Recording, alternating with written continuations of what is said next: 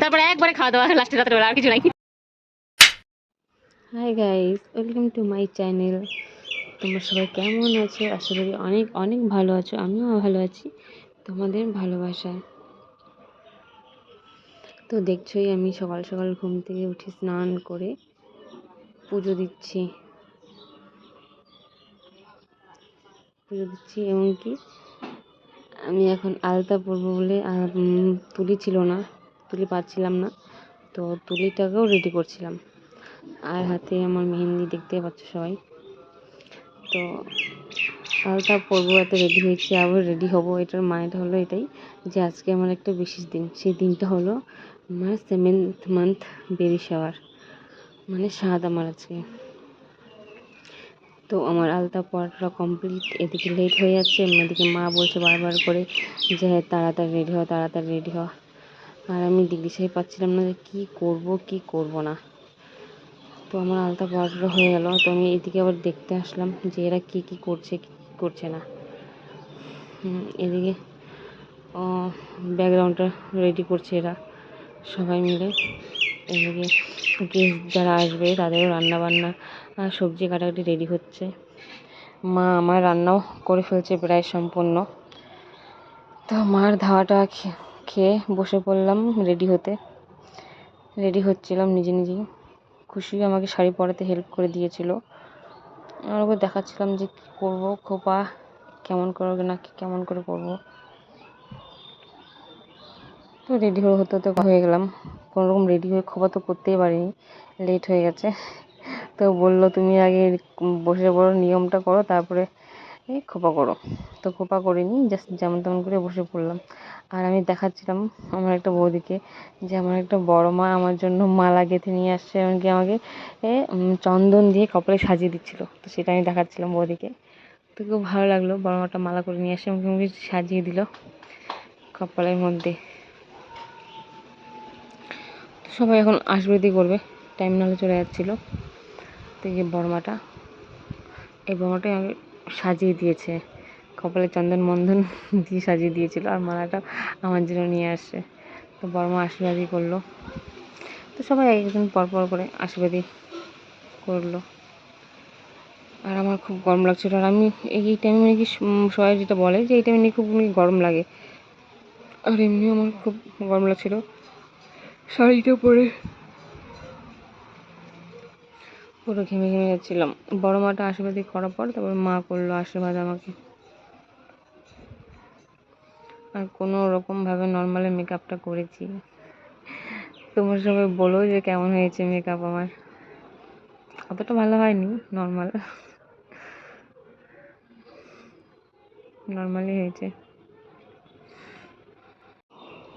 তো আমার বেবি শাওয়ারের যে ডেটটা ছিল, মানে সাদের যে ডেটটা ছিল, ওটা হলো এপ্রিল মাসে 14 তারিখ হয়তো, হ্যাঁ এপ্রিল মাসের 14 তারিখে আমার এই ডেটটা ছিল। সোমবার ছিল, মানে পয়লা বৈশাখের পরের দিন ছিল ডেটটা। এটা হলো একটা পাশের বাড়ির কাকিমা।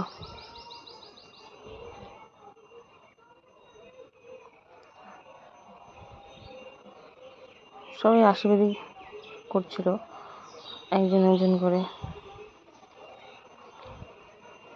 তারপরে আবার দাদু আর দিদা আসছিল, সাইডে দেখলাম। তো দাদু দিদার সাথেও কথা বললাম, যে বললাম আসো এখানে চলে আসো, ঢুকো দিক দিয়ে, এরকম বলছিলাম।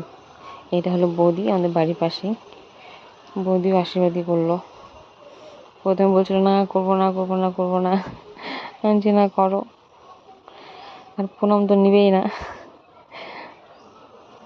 তো বললো প্রণাম লাগবে না। তো এমনি করে দিলাম আশীর্বাদ, মানে প্রণাম করলাম। তো বৌদি আমার খাওয়াটা সব রেডি করছিল। এটা আমার দিদারা চলে আসছিল তখন। দিদাটাও আশীর্বাদই করলো।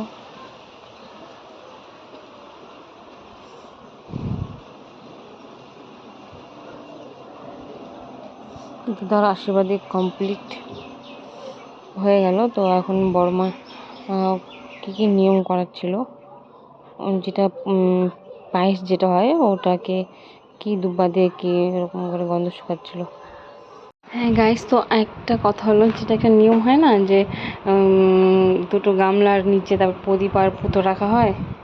তো আমি এর মধ্যে থেকে একটা আমি এই জিনিসটা তো ভিডিও করা হয়নি, তো আমি এটার মধ্যে হলো উঠিয়েছিলাম পুতো। তো পুতোতে কী হয় আমি সঠিক জানি না, তোমরা যদি জেনে থাকো তো আমাকে প্লিজ বলো, ছেলে না কি মেয়ে।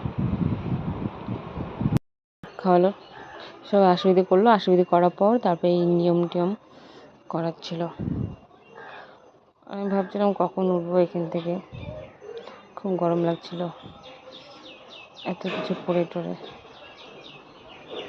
বৌদিও খাওয়ালো, মানে 5 জন যেটা করতে হয় নাকি অমনি 5 জনই করালো, 5 জনই আশীর্বাদ করলো। আর 5 জন মনে হয় খাওয়াতে লাগে এমন করে, তো 5 জন খাওয়ালো।